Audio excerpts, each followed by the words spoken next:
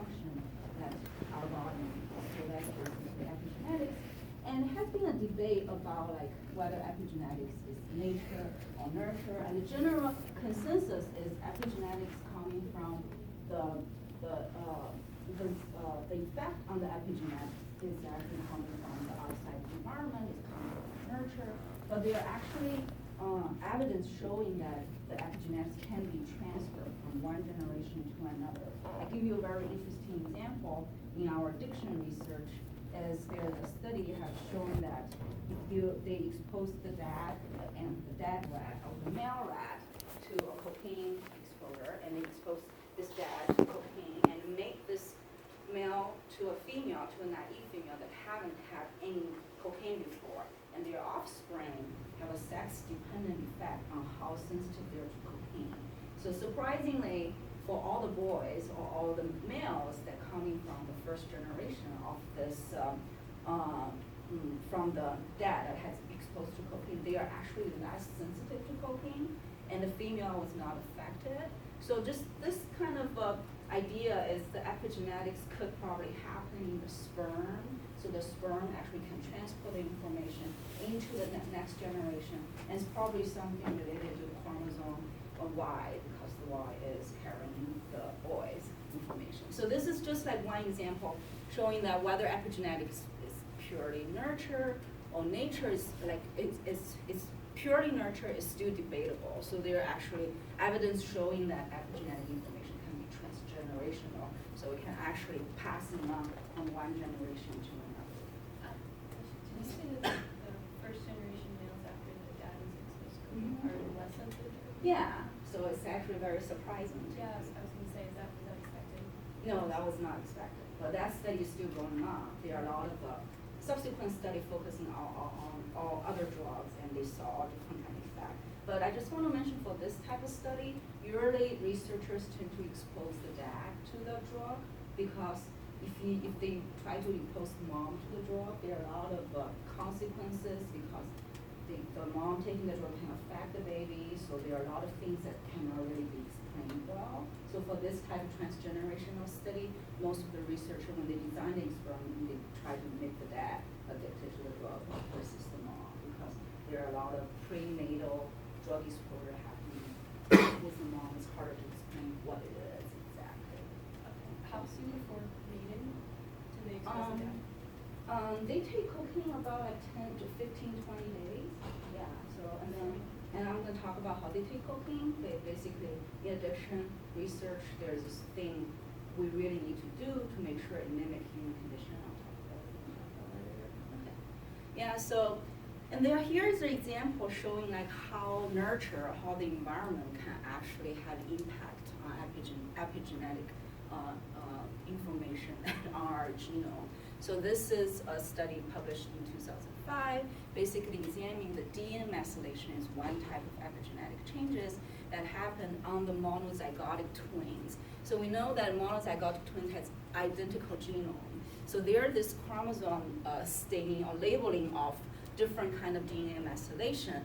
And so what does this color mean? So here it compares the two twins, whether their methylation levels. So if there is higher methylation, it will show green. If it's lower methylation, it will show red. But if you see yellow here, that means these two twins are almost identical when they're younger. But when they're 50 years old, you can see there are like dramatic differences between them, indicating that even though they have the same DNA, they experience of different things that make them have different epigenetic landscape on their chromosome, on their genomes. So what is epigenetics? You guys are probably all very familiar with it. And very early on, the first idea was put forward in the 1940s, and basically try to explain why there are different cell types in our body and the interactions between the gene and environment.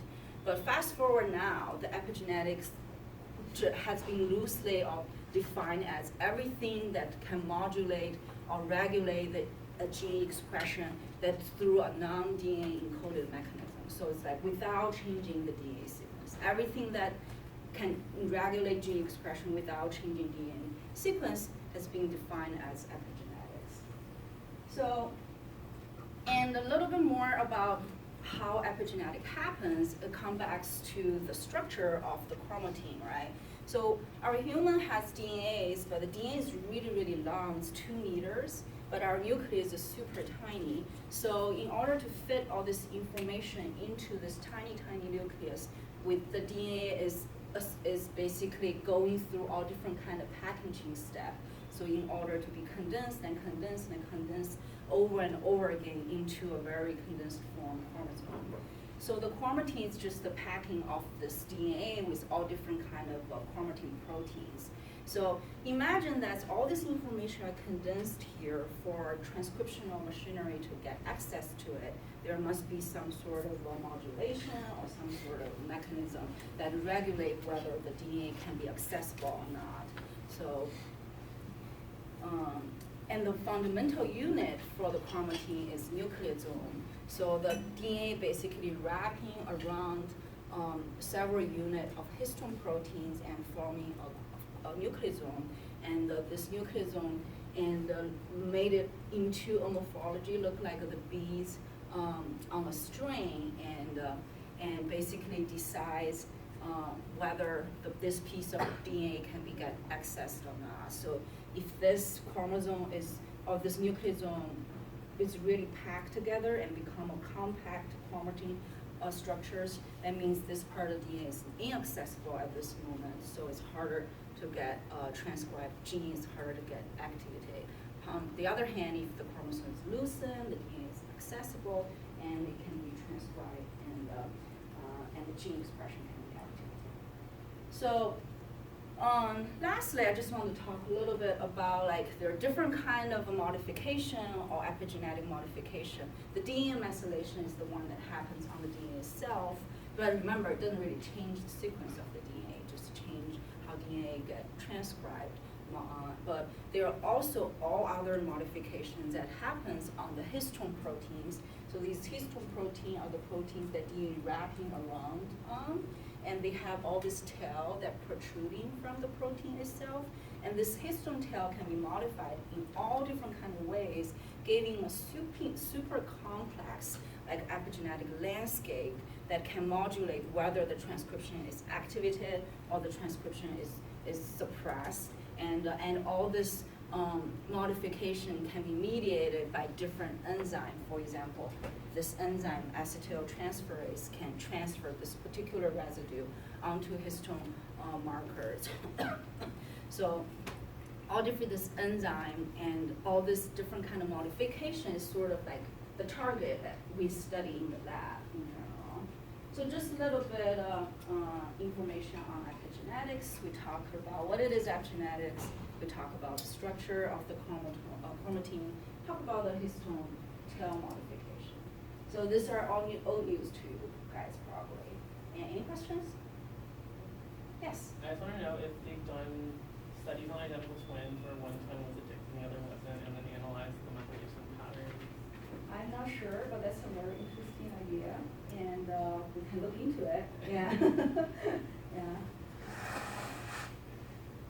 So, so next part, I'm going to talk about addiction and talk about the challenges for treating addiction in general. So we know, when people first experience drug, a lot of cases is recreational. They don't really get dependent on it. But over time, they take more and more, and we describe them into pursuing a compulsive drug-taking behavior. Means they are very compulsive, and also they don't care about negative consequences. They don't care about losing their relationship. They don't care about losing their house. So all this side effect, they don't care. So they still seek the drug, and despite negative consequences. And finally, they realize that this is not good for them, and they really want to seek help. They want to stop, right? A lot of people going through abstinence period try to quit addiction or try to get addiction cured, if you see it in that term. But one of the biggest problems that addiction is such a hard disease to treat in the clinical setting is people relapse after abstinence. So these are the statistics that collected in the 1970s, and this is the statistic collected in 2011. So these are the 40 years apart, the data 40 years apart. So what are we looking at here? We're looking at the y-axis represents the percentage of abstiners, like how many people actually stay abstinent. And then the x-axis is how many months pass. So basically we're asking like, after how many months pass, how many people actually stay abstinent and didn't really go back to drug use? And there are 3 different drugs, heroin, smoking, and alcohol here. You can see like at 6 months, there are already about like 30 to 50% people going back to drug use. There are already 60 to 50 people, like if you going backwards, already going back to drug use. And by a year, almost 80% of the people relapse. And from that point on, 1970s, and there are already a lot of good like addiction research going on in the field already, in the animal model, in the clinical model, and people know that this is really a problem, that this relapse, that people cannot stop using the drug after a period of abstinence is what stops people from getting better. And so a lot of resources has already been collected trying to find a cure or find some sort of treatment to figure out how to make this better, how to prevent relapse, how to make people decrease the risk for relapse in general in the clinical setting. So we move forward 40 years later and we look at the statistic collected 40 years later, and you can see that there are actually not much differences. So basically, after a year, across all different this drug listed on this statistic, there's still about 80% of people relapse. That's kind of frustrating for us addiction researcher because we basically spent 40 years, we didn't really get anywhere. So it's really frustrating. So one of the frustrating part is addiction is very complex behavior, right? So we know that if we want to study cancer, we want to use a model to model this in animals who can find a cure, find a target to cure cancer. But with addiction, the animal model is kind of tricky because it's a complex psychiatric disorder, and there's really like not a model that's good for actually model the addiction, in the entire addiction in animals. And I didn't list some of the drug here, and over the course of this 40 years, there are several drugs actually come out from the animal research. So, but most of them, I would say like 90% of them failed in human studies. So it's kind of really frustrating. It's also point out to the possibility that we need to have better animal models to help understand what the neurobiology of addiction is, so we can actually have a better translational value when we try to approach this problems. So this is, excuse me, so this is the relapse after abstinence is really the very challenging problem when we try to treat addiction in the clinical setting. So one question is, when you think about it, right, why do people relapse after a period of abstinence? So like why they go through either they're in a rehab or they goes through some therapy, and what actually trigger them to relapse. So one of the common factors or trigger that in the clinical setting or in human settings is after people experience period of abstinence is either in rehab or either in jail or in some sort of therapy, and they go back to their original environment where they come from, and they're probably gonna see some of the cues that associate with their drug taking. And it's like, it's a little bit like if you have, like I really like spicy food, but I know it hurt me. So I try to abstain myself, but after a while, if somebody else eats spicy food, I see it, I was just like, I really want that. It's similar to that. So that's basically what happened with drug addicts too. They saw these cues, and it basically triggered their craving and trigger the relapse and leads to the relapse behavior. So that's one of the challenge that in the clinical settings. And as a neuroscience, as an addiction researcher, so my lab has been focusing on studying what's the neurobiology underlying this cue-induced drug craving or relapse. So we use animal model to study what happens in the brain when the rat relapses in the animal. Then I want to ask you guys a question, right? So for addiction, like one of the key feature for addiction is nobody forced them to take the drug, right? They take the drug by themselves. Everybody agree with me? So basically, they self-administer the drug into themselves. So we want to actually model this in animals. It has been a challenge, but luckily in the 1960s, there's this procedure that's developed by researchers to mimic the voluntary intake as we see in humans.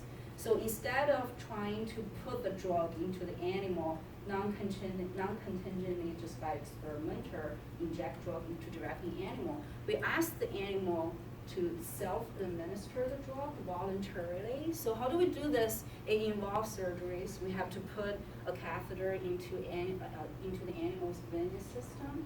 And then after this, we connect this catheter to a drug syringe that's controlled by a pump. And then we put the animal into the operant chamber. We call this operant chamber. And we train the animal to press a lever here. We call it active lever. And once they press the lever, they're going to get an intravenous injection of a drug into their venous system. So over time, they will learn that this is reinforcing. They make them feel good. So if it's psychostimulants, make them feel like really high, really active. If it's opiate, make them stoned. So it's like, so overall, they feel like this euphoria and this like pleasure and this rewarding effect that's generated by the drug, and they will continue pressing it. And they actually can control how much they press it and in this task. And then in order to mimic the cue that associated with this drug taking, we put a light and a tone cue together. And every time the rat press the lever, they will get a light and tone cue. And they will also have an inactive lever here just as a control for their general activity. Also, it can tell us that the rat actually can differentiate active and inactive lever, so we know the active lever gives control. So this is what it looks like in a lab.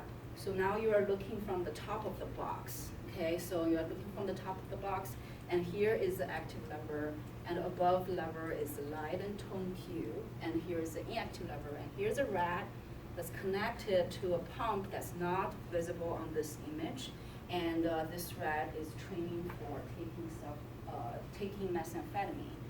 So in this video, this rat has been well trained to take methamphetamine. This is the training day 9 or 10, almost towards the end of the training. So, oops.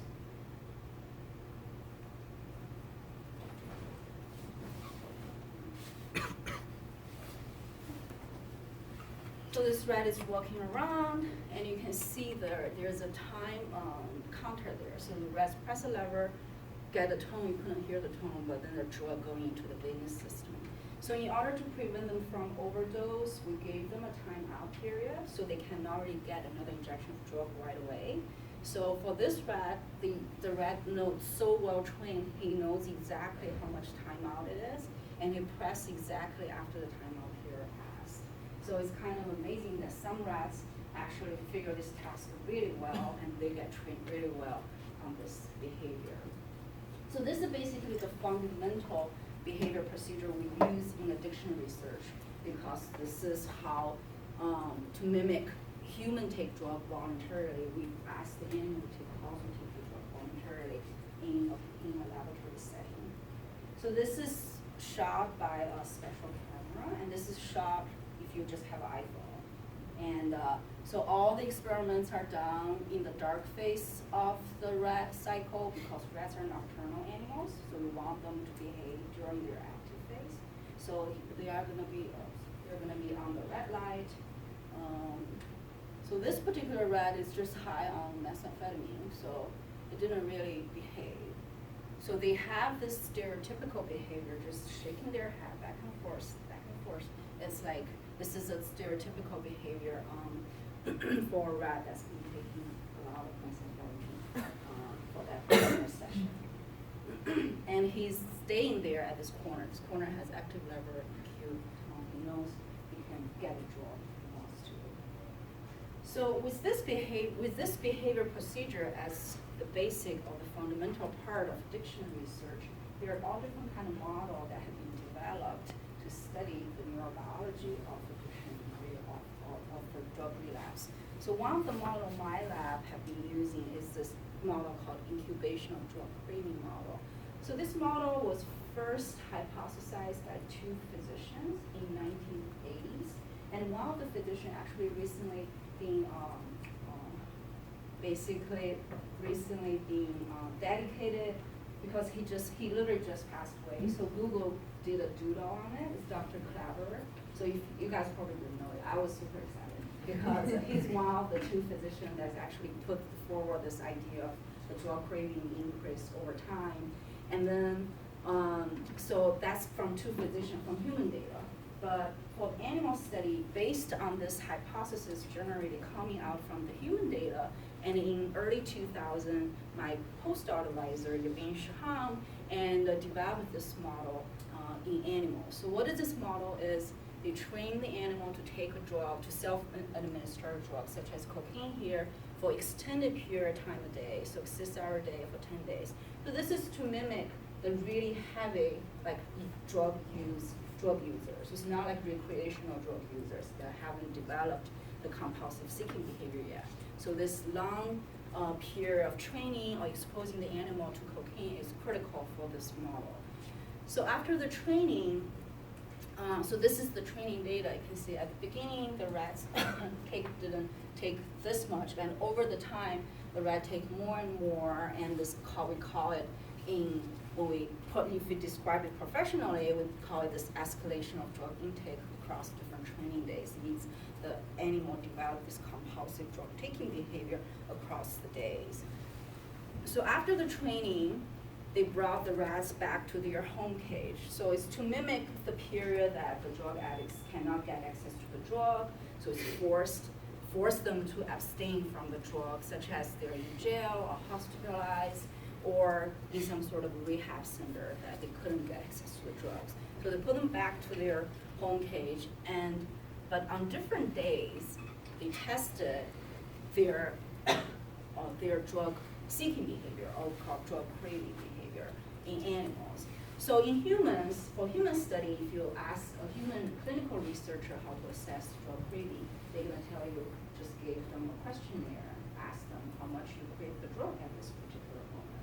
But with animal, we cannot give a questionnaire. They cannot tell us anything. We have to sort of design a behavior for them to tell us how much they want the drug. So we test them under extinction condition. So extinction means there's no reinforcer, there's no drug available, but everything else is the same. So imagine an animal when during the training, press a lever, get a drug injection, but during this incubation test or extinction test, they press a lever, they don't get any drugs, but they still get the cue that associated with the drug. So they will probably press more because they think they're gonna get drug eventually. And so we use this lever pressing during this test as an indicator of drug craving exhibited by the animal. And they tested on different withdrawal days using different cohort of animals. So the y-axis here in this graph representing the lever presses is like indicator of drug craving. The x-axis represents different withdrawal days. So what they found around that time is this incubation phenomenon is like time-dependent increase of drug seeking across a prolonged withdrawal period of time. So this is what the incubation is drug craving progressively increase as the withdrawal goes too. So this behavior model not only have been seen or tested in cocaine, is generalized widely to different classes of drugs such as methamphetamine and heroin, alcohol, and nicotine. So talking about like the translational value of animal model, it's been frustrating that the model hasn't been that good yet because we haven't generated any good therapeutical targets for treating relapse.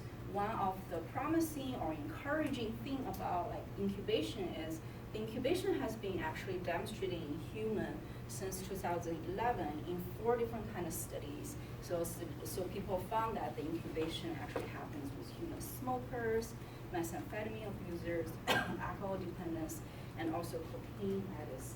So indicating that maybe this model has translational values when we try to study the neurobiology underlying it. But yes. Can you go back to the previous slide? Does that never really come back down? Like when you say nicotine, like some people might smoke and then quit, and I would think that their cravings would eventually go back down. Yeah, it will go down. So it will go up at the beginning, but it will go down. But usually during this phase, people already relapse already. So it's so going down that part is interesting, but it hasn't been the focus of the research. Yes. Do you know when the peak is and then before it starts to? Yeah, so for cocaine, people did a longitudinal study, and they found in the animals it's peak at 3 months. So this is 2 months here. So peak at 3 months and start to go down after 6 months in animals. So it's actually kind of surprising because for rats lifespan is only 2 years. So that's very, very long for rats. And in humans, there haven't been studied for that long yet. Most of the human study listed here are actually only a month or 2. So people found it a similar effect here. So, any other questions? Okay, so here we discussed a model. I'm going to come back to this when I talk about the research in my lab, but I want to sort of expand a little bit because you guys read the review about the animal model of relapse, so I want to talk a little bit more about other models of relapse that we use to study neurobiology. So here the model incubation of drug craving, we literally took the drug away, right? We take the drug away, we force the animal to not getting access to the drug anymore. Their animal has no access to the drug anymore. So I want to ask the question that, is there a way that we can model that, like more like humans, like because most of the clinical scenario is the human doesn't really like, in a real life environment, doesn't really be forced to be abstain from drug. They usually actually voluntarily abstain from the drug, even though they know there is because they know negative consequences or stuff related to it, so they are voluntarily abstain from the drug. So we want to actually, researchers want to model this in a lab environment. So I was wondering if you guys have any idea of like how to model the voluntary part of the asthma. So basically, ask the rat to not take the drug, even the drug is there. So any idea? Yes. The paper say like there was like 2 lovers and one would provide food. Yeah. And one would provide drugs with the rat going to take the drug. Yeah, so that's one way. It's all called alternative reward. So we're going to talk about that. And that's basically giving rat good things, right? So there's an opposite. You give rat bad things, right? What you're talking about? Yeah, I think they did like foot shocks. Yeah, so basically there are 2 ways you can make the animal voluntarily abstain from the drug. One is to give them some negative consequences. So for example, in this model, we call it punishment, means while you're training the animal to take the drug, during the punishment phase, the drug is still available, but this time the animal has to pay a price of being punished when they try to get a drug. And every time they press this lever, they're gonna get shocked. So over time, they know that this is not good for them, so that there's negative consequences related to this drug, to this lever, to this drug taking behavior, so their behavior will go down. So, but if you remove the drug, remove the punishment, remove the shock, and try to study how the animal relapse or seek the drug after you remove this negative consequences. And there are several ways you actually can elicit this behavior back.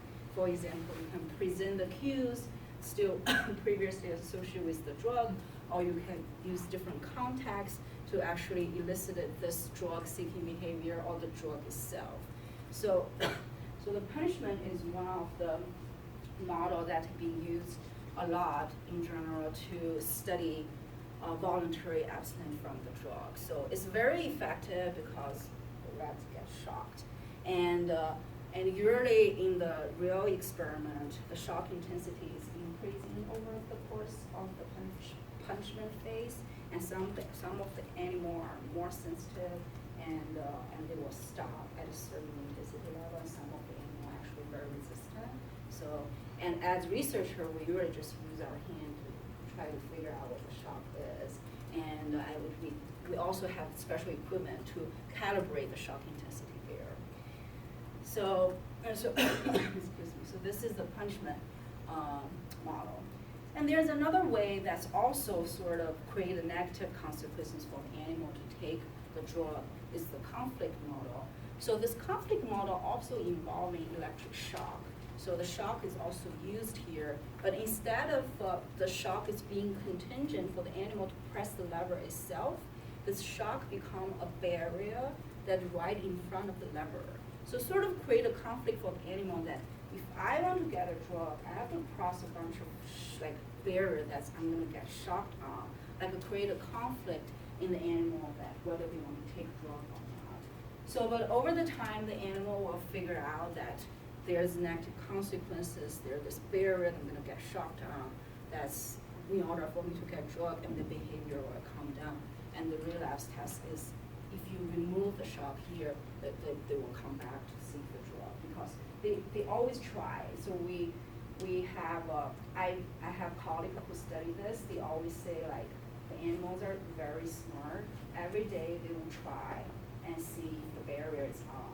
If they realize the barrier is not on, they will just go there and just like press the lever and get the drug. So it's like they're really smart. So the one problem with this model is there is a large individual differences. So we know that there's individual differences in the punishment, but here is individual differences is even larger because it's a different grade of electric barriers. So it's different. So for rats to actually, different rats have different threshold for crossing that barriers. So for this, you can see like this is an experiment that grouped all the data together, and you see like this basically after demonstration, after electric barrier phase, and use cues to eliciting a seeking. So when there's no cue, lower seeking, when there's cue, there are higher seeking or lever presses. But if you look at the individual data, there's like basically a spectrum of behavior showing up here. Some rats are basically really, really scared of the grid, and some rats are like super brave, they just like go here and always go there. So this is basically the negative consequences. And then I'm going to talk a little bit about the good things, right? In addition to, instead of trying to create the negative consequences to the animal, you can also give animals some good things and to help them voluntarily abstain from the drug. So this is we really right now called alternative reward. So in this procedure, the animal is trained to take either a drug on one side of lever or food on the other side of lever. So these two levers representing different things, and they're represented by different cues. And then during the voluntary abstinence phase, and so this test day one here is to test the baseline seeking behavior for the drug before the rat goes through the voluntary abstinence period. So during the voluntary abstinence period, the animal will give a daily choice. This choice is mutually exclusive, means they either get the drug or they get the food. And this session goes on for about 20 days. So animal going to the box, they can choose if they want drug or food. And once they press this lever, the other lever disappears. So it's mutually exclusive. So and they found that actually the animal like food better, they like pellets. So through all these days, they always press for the pellet instead of taking the food. And then on later days, they tested for taking the drug again, and for testing how their seeking behavior change after voluntary abstinence. So, okay, so this is one of the example for between drug and food. So there's an animal here, and he actually staying on the drug side of the chamber. So this side is drug, this side is food. But when the food lever comes out, he still moved to the food side and press for the food pellet. And food pellet is delivered in this particular case. And then people found that after this discrete after this voluntary abstinence with alternative reward of food, there's still incubation going on, like the seeking behavior on day 21, it's still higher than on day 1. But their neurobiology between this voluntary abstinence and the forced abstinence that I mentioned, the rat just sit in the home cage, might be different, but still there are still studies trying to figure out what's the differences, the neural mechanism underlying here. And also I want to mention a little bit background about this study. I was with this colleague when he developed this procedure. The original idea is not to study so-called voluntary abstinence. The original idea is try to figure out a parameter that can actually make the rat choose the drug. So like, because we want to study the individual variability, like how many animals prefer drug, how many animals prefer food, and study the differences between them. And we want to manipulate parameter to actually make them choose the drug instead of the food.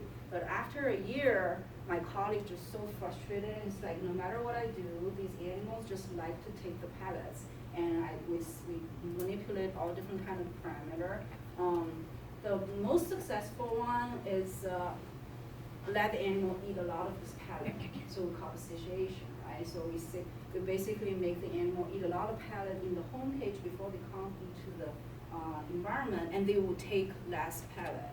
But that's it. But that's not really what we want to study.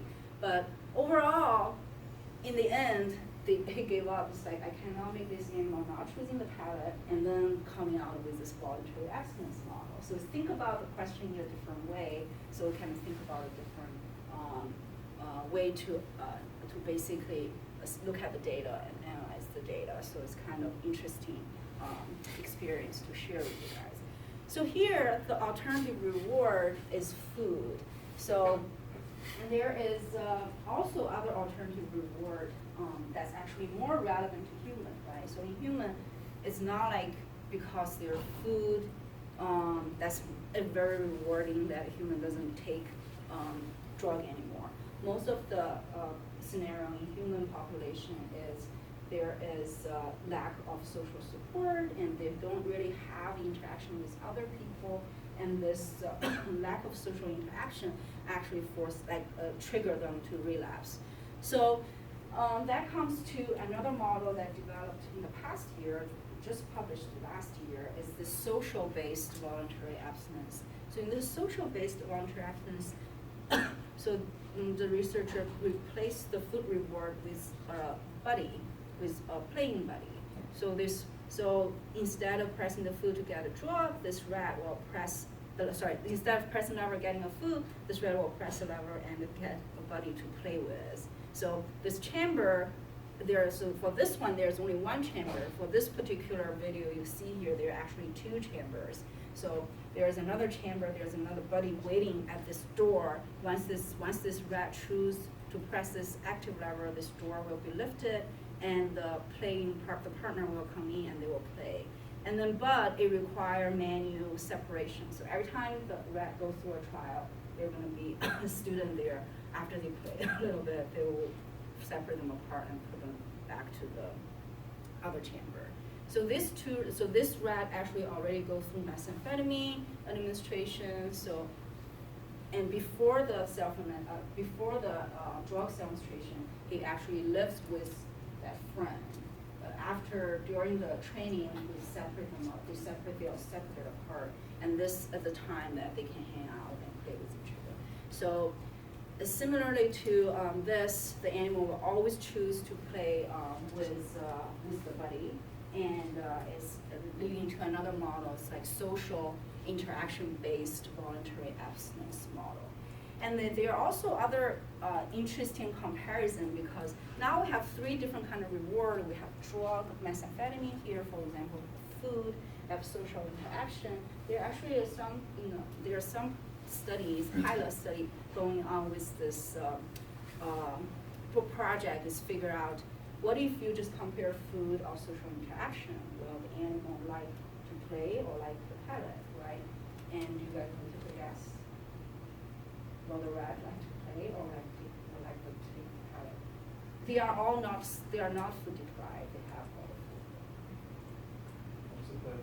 Extra play? How many of you think it's like to play?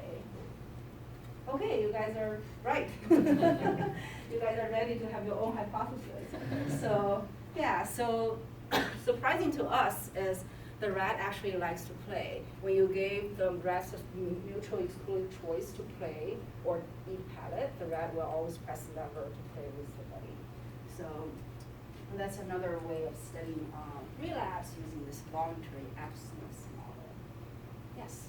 Do you stop incubation after the buddy comes on? That's a great question. So that actually depending on what type of drug we're studying. So if it's psychostimulants such as methamphetamine, the incubation phenomenon is still there.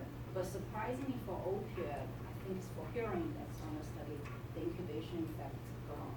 So there's like a drug class dependent effect on this model, which is very interesting. And this colleague right now is getting a job to study this. So he's on the job market trying to get a job to study this. Okay, so this is just some discussion about the animal model, some highlights of the animal model that discussed in the review. Hi, going to the buddy system, is there a risk of the other rat pulling the drug, the catheter out? Like how Yeah. secure is that catheter in the vein? I feel like Yeah, it's easier to just pull out. yeah, you're thinking very practically. Yeah, so the catheter is actually screwed it on, so it's pretty secure. They have to play really aggressively to actually knock it off. Okay. So it's like we have it's like a knob screwing on that system because the rat is always active. They can free moving. We want to make sure that, especially when they're on the psychostimulants, they actually bouncing the box a lot. So we want to make sure they still have it connected. If they are disconnected, we're gonna go in and manually reconnect them again. Yeah. So, but, yeah. Yeah, there've been any cases where like the other rat just kind of like presses the lever and causes like the self-administration for the other rat. It's like if they've been. Oh, that's actually, that's a good question, but I think it's because I didn't explain it clear. So the other rat has no access to the drug. Okay. Yeah, so the other rat is just sitting there in a smaller chamber and waiting to be put in. Yeah, so the other rat is waiting there, and it's only this rat has access to the drug. But that's a good question because there are actually studies to try to figure out if two rats have access to cocaine simultaneously, how they actually gonna self-administer. And they found that when two rats can see each other and they all have access to cocaine, they facilitate each other's drug-taking behavior. So it's called a peer influence. Yeah. So when they're in the same chamber together, the other rat can't press the lever. The other rat has no. It's like it's literally a small box. There's no other equipment for it to press the lever because for them to press the lever, we have to put all this active lever cues for them to actually. We have to configure the box for them to be able to do it. On the other side of the box is only a box. There's really no other buttons or levers they can push at that moment, in that environment. Yeah. If the cannula chooses the mate with the one lever, does the other one go away? Yeah, it's mutually exclusive too. Yeah. I have another question too. Do you think it's consistent, or do you think it's important that the other mate is a consistent individual? Like if they swapped out? Yeah, I think they did all different kind of swapping out, and it doesn't really change anything, whether it's a stranger, whether it's a friend, it doesn't really change. And but they have not studied if it's a female or not. They have not studied whether if the rat is actually aggressive. You know, if you press something, and because not all the social interaction are positive, right? People can get bullied, right? So it's not like you get a buddy definitely like to hang out with him. So there's a situation that you get a bully coming into your box. Probably that's going to be a different scenario too. So there are a lot of things can be studied with this model. Yeah. Any other questions? Yeah. I was gonna ask, when you said the rat consistently chose food over the drug, like was the rat food deprived? The rat was not food deprived. Yeah. Okay. So they have access to their normal child, the normal food they eat. But this pellet is a highly palatable pellet. It's a sugar pellet. So it's like a treat for them. Okay. Yeah. Any other questions? Okay. Okay, so this basically is the relapse model part. So for the rest of the time here, I'm going to talk a little bit what we do in the lab, and mostly focusing on what I have done during a few years of my postdoc work. So for 5 years of my postdoc time, I studied this drug methamphetamine. So during grad school, I studied cocaine, and there are a lot of studies on cocaine. And but there are very few studies on methamphetamine when I started my postdoc. And it is a much stronger psychostimulant than cocaine, and it's much cheaper and easier to get. It's actually more detrimental than cocaine to our body in general. And one key fact I sort of share here is methamphetamine is so cheap to get, and even in research settings, the methamphetamine is 10 times cheaper than cocaine. I'm not sure on the street, but officially, legally, it's 10 times cheaper to get than cocaine, and it's a much stronger psychostimulants. And the same problem with other drug abuse, it has high relapse, and the drug cues can provoke relapse. And these are the cues that we talk about, some of the equipment that people use to take the drug. And also, I always want to mention my favorite TV show, Breaking Bad. There are a lot of not very pretty scenes there you can consider as drug-associated cue for drug use. So similarly, we study, similarly to incubation of cocaine craving, so for my postdoc work, I studied neurobiology of incubation of methamphetamine craving. So first we want to show that this behavior actually reliable, and in the lab that I was studying, so we trained the animal to take the methamphetamine for extended period of time, and we test them. And then this is the training data showing the methamphetamine intake escalate across different training days. And then we tested for their incubational, test their drug-seeking behavior, and we found that similarly to what I showed you before with cocaine, there this time dependent increase of incubation of the drug-seeking behavior, indicating that this also happened under this experimental parameter, because every time you study a model, you want to make sure this model actually happened in your lab or happened under the experimental condition that you want to study. So here, for this part of the project, I focused on epigenetics aspect of the neurobiology of drug relapse. So epigenetics is a concept that's been probably extensively studied in other fields, but neuroscience, such as cancer biology, immunology, this actually, they are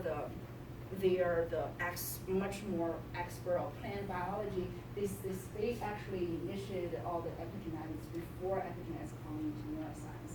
So about like in 2005, 2006, around that time, the concept of epigenetic has been introduced into addiction, and it's exploded, and there are a lot of studies focusing on epigenetics, and they found all different kind of epigenetic events that happen after an animal being exposed to a drug, such as different transcription factors, different enzymes that modify chromatin or DNA, and that can affect the gene expression. So, but a lot of these studies that sort of initially exploded only focus on whether the epigenetic mechanism happened after acute exposure of the drug. For example, they inject animal with cocaine, an hour later take the brain, and examine what happened. Or they inject animal with morphine, they take the brain and see what happened. It's not really like clinical relevant model. It's more like a very quick and gross dissection and narrowing of what happens with epigenetics. So when I started this project, my goal sort of want to use this clinical relevant model of drug relapse and to study whether this epigenetic mechanism can actually contribute to incubation behavior, because epigenetic process is usually considered a gradually happening process. It's not like it's happened and it happened and go away right away. So it sort of fits pretty well with this time-dependent increase of craving. It's probably, so I'm thinking there must be some companion or accompanying epigenetic mechanism that going along with this behavior, maybe it contributes to the behavior. So that's how this project all got started. So to figure out epigenetic mechanism, I have to try to figure out which brain area to start with. So for this project, we focused on part of the striatum, which is the dorsal part of the striatum. And so if you're not familiar with anatomy, is fine. This is a rat coronal section, and this here, point out here, is a dorsal striatum. The dorsal striatum is important for reward, motivation, and being extensive study in addiction, and it can be divided into different subregions, medial striatum, lateral striatum, and people have been having theories about different striatal area playing different roles in motivation and reward. One of the long-standing theory I want to mention here is there's this idea of habitual behavior and goal-directed behavior. There's this theory that people think addicted individuals, because they're addicted because their behavior is actually habitual, after a while become a habit to them, so they cannot break the habit, so they just stuck in the habit and constantly taking the drug. So it's been shown that the dorsal medial striatum is responsible for the initially goal-directed behavior. When the drug addicts first start taking drug, they want to get the something, so it's more goal-directed. And later on, this goal-directed behavior become a habitual behavior, that taking the drug become a habit, and it transfer from medial striatum to lateral striatum. This is just a little bit background about the function of the striatum, but overall, we want to study whether this brain area is actually activated or changes at all when we test the animal for seeking. So this is the experiment we did. We trained the animal to self-methamphetamine, and then for this particular experiment, we only tested animal on the late withdrawal days, withdrawal 35. We divided the animal into no test and the incubation test, and then we stained for neuron activity marker FOS. So this FOS is an immediate early gene. So whenever you see FOS, we consider that neuron is activated. So this is what we found. And here, the blue here is staining the nuclei, it's DABI staining. And the purple dots here are the FOS mRNA. So we saw this increase FOS positive neuron in both the DLS and DNS, indicating that this brain area is actually activated and associated with the seeking behavior. And so when we study neurobiology or function of a brain area, we usually first try to dissect the association, so what activity associated with a certain behavior, but then we want to study whether this actually play a role by manipulating this brain area. So in this case, we use a neuropharmacological approach to inhibit this brain area and to see whether this can decrease seeking behavior. So in this case, I'm not going to talk about exactly the drug does, but the drug is just generally inhibit the neural activities in the dorsal striatum. We found that compared to the vehicles, the drug actually decreased the seeking behavior on withdrawal 35, indicating that the striatum is play a role, both of the medial and lateral striatum play a role in incubation of masculinity. So now we have a brain area to focus on for the epigenetic part. So to look for what epigenetic event changes, we didn't really have any clue, because around that time, not a lot of study did methamphetamine, most of the study focusing on cocaine. Actually, a lot of study have not focused on this brain area. So we sort of just went blank and fished different genes. So what we did is we used candidate gene approach.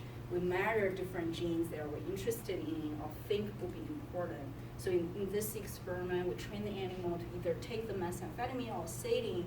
So the saline here is used as a control for the molecular biology studies. And then we take the animal without testing them, just after training, either on day 2 or day 35, we just take the dorsal striatum and we measured a bunch of genes that we think are interested.